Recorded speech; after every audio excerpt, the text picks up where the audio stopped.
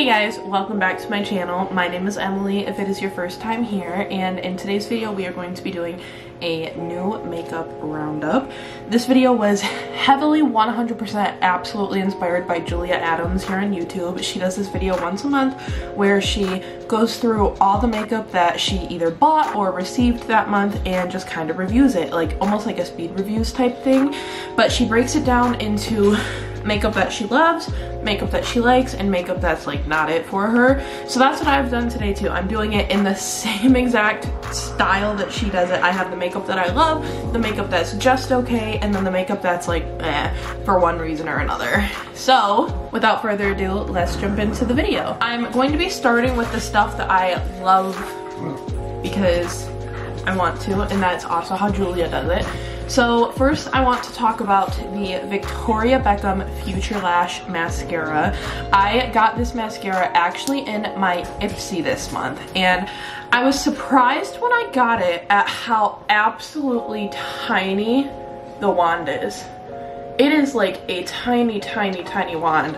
I'll compare it to a different mascara. I'm gonna compare it to the Milk Makeup Kush Mascara. Most people know this mascara or have at least seen it, so it might be a good reference.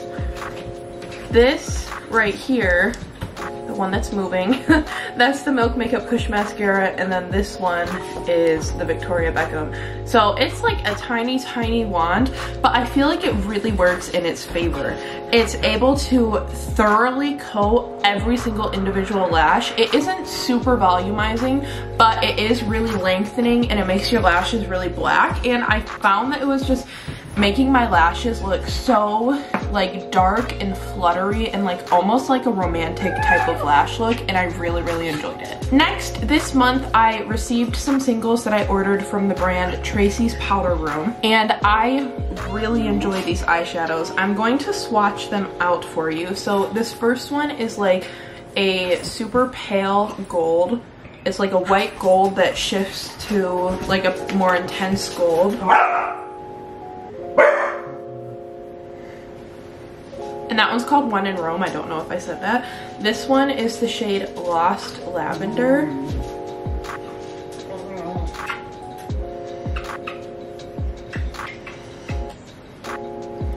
Then I picked up the shade Neptune, which is super, super unique.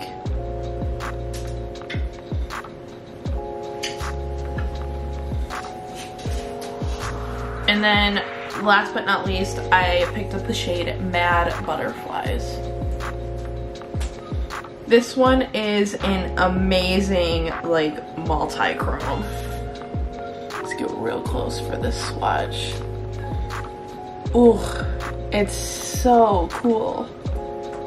Why I really enjoy these shadows is, one, the brand overall just has really unique shades. So I felt like when I was ordering these shadows, I don't have any shadows like these in my collection. Like this one, obviously super unique. This is like my first multi-chrome shadow that I've ever bought. This like blue gold, never seen anything like it. They're really unique, but I also just really enjoy the formula of them. They look super impactful on the eyes, and why I think that it's interesting is that the texture is almost like a little bit more powdery than a typical single shadow formula from an indie brand.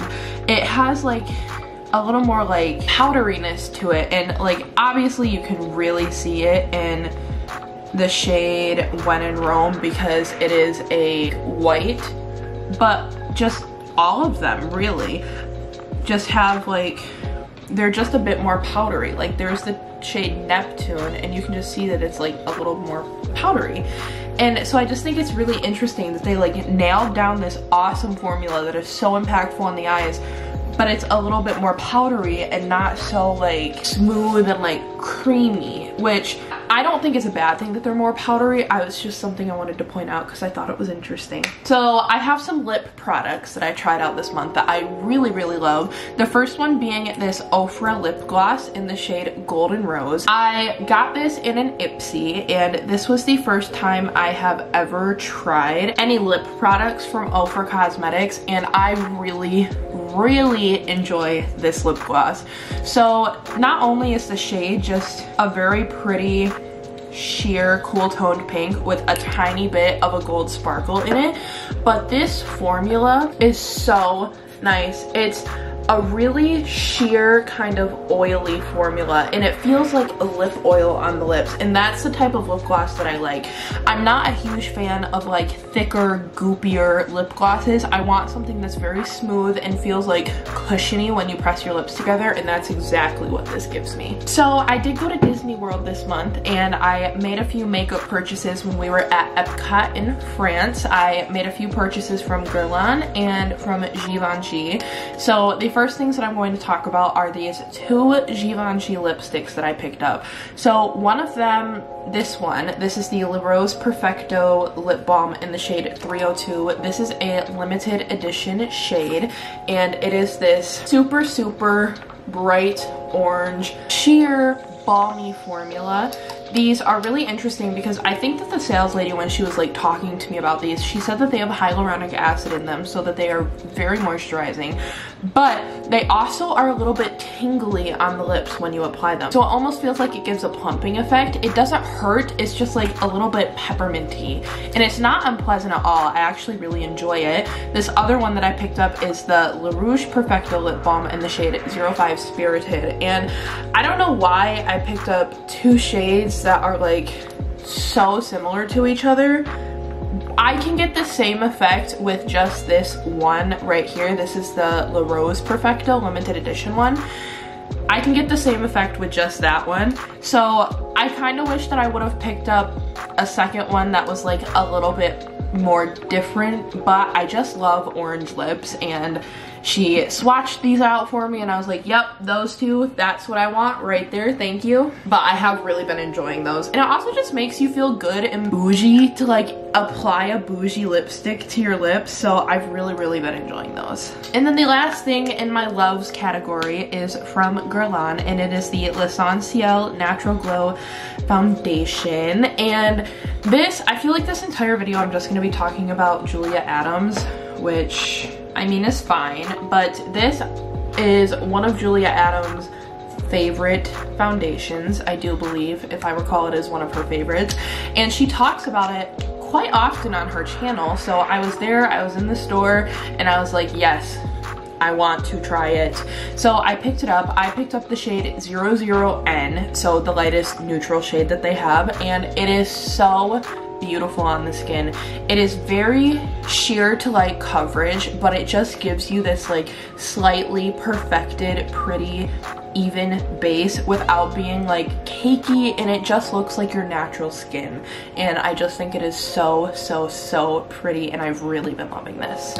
Okay, so we are moving on to the things that were just okay, and things look a little bit different right now because my battery died, so I had to like change it, but then I also took my dogs for a walk in there too, so I look different, things look different, that is why. So the first thing that was just okay is this RMS Beauty Living Luminizer. The reason why I say that this was just okay is because I did like the way that it looked on my cheeks, but the way that you apply it, it is like this hard balm, and it just was like difficult almost to like manage to pick up product and actually put it on my face. And I just don't really like having to work to make a product work for me, so it was like just okay. The next thing is the Fresh Sugar Watermelon Hydrating Lip Balm, and I actually do enjoy this. I like the way that it smells, but I just don't think that it's my perfect lip balm yet. It does hydrate my lips, it makes them feel nice, but it is tinted, which is not my favorite because typically I put this on at night, and it's just like not 100% perfect for me. If you like it, that's great, and I'm so glad you do. I probably would repurchase this, maybe in a different scent to see if I like it better, but I don't know. It's just not there yet. I feel like it's just missing like the lasting hydration factor. Like, it does hydrate my lips, and I wake up in the morning and my lips feel nice, but I wish it would just like last a little bit longer. I want to talk about this Natasha Denona Jubilee palette. This came in the BoxyCharm that I got this month, and I say that this is just okay because I actually have 4 out of 5 of these shades, I believe. Let me double check on that. Yes, that was a true statement. I do own 4 out of 5 of these shades. The only one that I don't already own in another Natasha Denona palette is this shade right here, which is called Enigma. I'm not sure what palette this is from, but this one, and this one are from the Tropic palette, and then this one is from the Love palette. This one is from another palette as well. I just don't know which one it's from. And so for that reason, it's like for me, because I do have all these other shades in palettes from Natasha Denona already. And if we cover this one out, this look that these 4 shades give you, I could just get with my Natasha Denona Tropic palette. But when you add in that it looks black, but I'll actually swatch it. It's like a really deep, dark teal blue shade it's so stunning.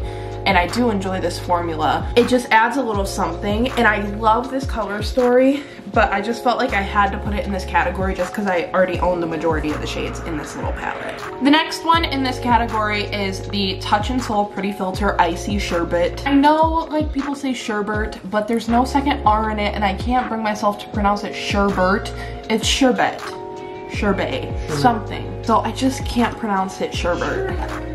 But it's a face primer, and it's nice. It looks, and like on first touch, feels like it should be like a silicone based primer, but it actually is just kind of a moisturizer, and it's really nice. I really do like the smell of this primer. It smells really good, kind of like florally, but I didn't find that it did anything amazing for the makeup that I put on top. It was nice and moisturizing, and I love a moisturizing primer, so I definitely will be using this until it gets used up. But it wasn't like life-changing. It didn't provide anything special or unique from any other primers that I have in my makeup collection. We have a Givenchy product in this category. This is the Givenchy Prism Blush in the shade 03 Spice. First of all, I do just want to appreciate the packaging. I almost put this in the Loves category literally just for the packaging. It is so unbelievably pretty. So when you open it up, first of all, it comes with a little brush. Automatically knocks it down a few points for me. I would literally never use this little brush. It is like a very soft brush, but I would never use it. So like that just kind of gets tossed to the side. The color is so pretty, and like obviously I picked this color out, you know, I picked it out. Here's the thing, this blush, for being how expensive it was, which I quite honestly don't even remember how much it cost, it isn't that much different from like any other matte powder blush that I have in my collection. It just wasn't life-changing. It's good, and the color looks so pretty on the cheeks, and it doesn't do anything weird on top of any other products. For how expensive this is, this should have like paid my rent, cured my anxiety, like done stuff for me, and it just didn't really. Next, I want to talk about something that makes me a little bit sad. This is the, dropping it, Nomad Cosmetics Toscana palette. It's like their Tuscany palette. I think that this color story is so pretty. I'm filming this later at night, so my lighting isn't what it usually is. Focus. Usually I film with natural lighting, and right now I just have one lamp basically that I'm filming with. So everything is looking a little bit more washed out.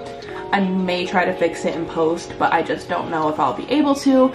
This color story is actually very rich and pretty, and it's really interesting because I would consider it a warm toned palette, but then you have like these 4 shades right here, these 4 right here that are a little bit more cool toned, and so I just think it's a really interesting palette. The reason why it's just okay for me is because of the shimmers. The shimmers are this really odd satiny formula, and they just don't give me much. They aren't super impactful.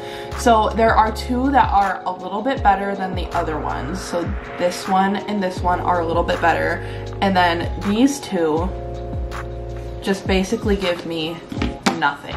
So it just is like, of course that looks so pretty when I swatch it. This is probably the best shimmer in the palette, but then the other ones just kind of don't give me much, and they just give like a very subtle sheen, and I just wish that they were like a little bit more impactful. In terms of the color story, stunning. I think this is so pretty. And then the last thing in this category is the Givenchy liner Disturbia in the shade, it's black. It's their black liner. I know there is a shade somewhere, but it's black. This is, again, just okay. It has a nice tip to it. It's nice and precise, so I do enjoy it for that. But it is a felt tip liner, and felt tip liners truly just are not my favorite. It did last well throughout the day, and I did like test this in Disney World. I bought it at Disney World and wore it in Disney World. It was hot, I was sweating, and it lasted well. But it's just the actual application process just isn't my favorite, only because it is a felt tip liner. But I didn't hate it. And then moving on to the last category, we have the fails. The things that just did not really work for me. Things that maybe I'm getting rid of. One of them, probably two of them actually, I just don't know. We'll discuss when we get to it. So the first thing that I want to talk about is the new Huda Beauty, what is this called?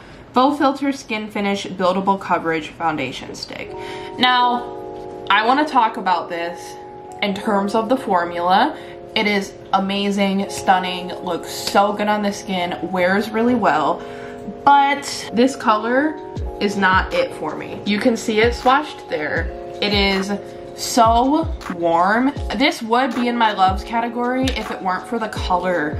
It's just the color is so off for me. What makes it like a little bit frustrating is the color on Sephora. I'm gonna look it up and read how it's described word for word. Okay, so I have the shade 220N Custard. It is exactly described. This is exactly how it's described. Light with neutral undertone. That to me is seriously not a neutral undertone. This seems super warm. It just seems so warm to me. And when I apply it on my face, it makes me look orange. And it just like, I don't really like the way that Huda describes their colors. I think that if I were to pick up a different shade, which honestly, I might, I would probably pick up, I don't even know, maybe 200B Shortbread. Just the way that they have their shades is just really strange. It's just odd to me, the way that they have their shades distributed for, not even distributed, but the undertones that they have for their lighter foundations are just odd. And I'm going to be honest, this foundation doesn't even have a very well distributed shade range. And it doesn't go, I guess it does go pretty deep, but the distribution of this shade range, Huda, what are we doing? Next, I want to talk about a highlight palette. This one I got in my BoxyCharm. This is the Trend Beauty Unicorn Dust Highlight Palette. So these shades are really pretty. All three of them work for my skin tone, which is great. The one thing that I will say about this being in a BoxyCharm is I hope that they had different versions of this palette or different depths of a highlight palette that they were sending out, because this would not work for anyone lighter or darker than me. It just wouldn't. This works for like basically my skin tone, and that's it. These shades are really pretty. I do enjoy them, but I feel like the formula is just a tiny bit chalky. They're not super smooth, and they don't leave like a white cast on my face or anything, but they're just like aren't my favorite highlighter formula. This highlighter palette, I do think that I'm going to be decluttering, just because I feel like there just isn't really space for this in my collection. Not space in terms of like physical space, but just like I have no need for this really, so I think I am going to declutter it. Next, I want to talk about these lip liners. I've already talked about these lip liners a few times on my channel this month. These are the Thrive Causemetics Lip Filler Lip Liner, and I have the shade, I don't know how to say it, I think it's guerlain or guerlain, and then the shade Devin. So the shade Devin is like kind of like a darker berry tone, and then the shade guerlain is like a mauve-y mid-tone pink shade. And I think that the shades are really pretty, and I do enjoy these lip liners and will be keeping them in my collection, but they're just a bit creamier than I prefer, which I know sounds weird because people like want the creamiest lip liners possible, but for me, the way that I use lip liner is I use it to, one, define my lip shape and also help prolong the wear of my lipstick that I put on top of it. If the lip liner is too creamy, I find that it just wears off with the lipstick that I put on top, and that's kind of what this does. It doesn't help prolong the wear. I like my lip liners to be a little bit more stiff and almost like sticky, but these just are so creamy that they just didn't really have any staying power. I have another highlighter palette. This one is the typical like light, medium, dark highlighter palette. I cannot use this shade. Maybe I could use it for just like an all over glow on my face, like kind of use it like a bronzer, like Tower 28 Bronzino vibes, you know? But these two shades are actually very nice. I didn't even say what this is. This is the voss Highlighter Luminous Highlighter Palette. This I got in my Ipsy. These two shades that do work for my skin tone, I do really enjoy them. I think that they're really pretty, and mixed together, they're even prettier. They are right here. There's like a pinky one and then more of like a white gold champagne type of shade. This one I am going to be keeping around in my collection. It doesn't feel as cheap as this other highlighter palette, and I find that the formula sits a lot nicer on the skin, this one, than this one. So this highlighter palette I am going to be keeping, but this one I am decluttering. So this next product, this is the Guerlain Sunkissed Healthy Glow Powder in the shade Terracotta Light. This is what it looks like. It is a stunning compact. I think it is seriously so pretty. The reason why this is in this category, could not think of that word, is because on me, it's almost like an all over face setting powder. So this color is not very dark, I guess, which I typically don't go for like dark bronzers, but this color just isn't like as bronzy. The darkest part of the bronzer in here is pretty cool toned and almost looks like a contour shade, and then it has like pink running through it, and it is really pretty. It looks stunning on the face, but it takes so much building up to actually be able to see it that sometimes it's almost like, is it even worth it to put it on my face? Which I still put it on my face, I'm gonna be very honest with you, and I am keeping this in my collection because again, this was pretty expensive, but if I could go back and not buy this, I definitely would not buy it. This last product, I debated very heavily on including it in this video, and it automatically went in this category just because of the brand that it is. But in terms of the type of product itself, not necessarily this formula, because I don't think that this formula is anything we haven't seen on the market before, but the type of product is like now a holy grail for me. Again, hate the brand, hate the creator of the brand. This is the Dragon Beauty Lavender Color Corrector. I did not like pick this out with my own money. It came in my Ipsy, and I will tell you exactly how I've been using this. I have a few concealers in my collection. Two examples that I have, my Kevyn Aucoin Sensual Skin Enhancer. It's a little bit dark and a little bit yellow for me. Another example, my favorite concealer of all time, the e.l.f. HD Lifting Concealer. The lightest shade is a little bit too yellow for me. What I've been doing is I have been mixing this purple lavender color corrector and mixing it with my concealers that are a little bit too yellow to create more of a neutral shade. Color theory, I'm sure people do this. I feel like I've never really seen it before, so I was like, very surprised when I figured out that I could do this to kind of correct my shade and create the perfect shade for me. I am going to use this and I'm going to use it up. If you see me using this on my channel, no you didn't. After I use it up, I'm not going to purchase this exact one again. This formula is pretty nice. It has more of a gel like bouncy formula to it, and the color isn't so overly pigmented that it like is overbearing. It's just like a very light wash of color, which in my opinion is how a color corrector should be.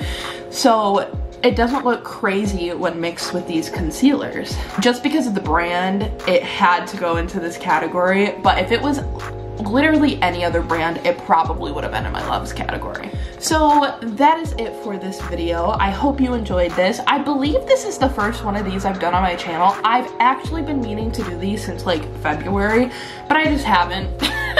So if you did enjoy this, I hope you will give it a thumbs up and maybe even subscribe to my channel, and hopefully I will see you in my next one. Bye!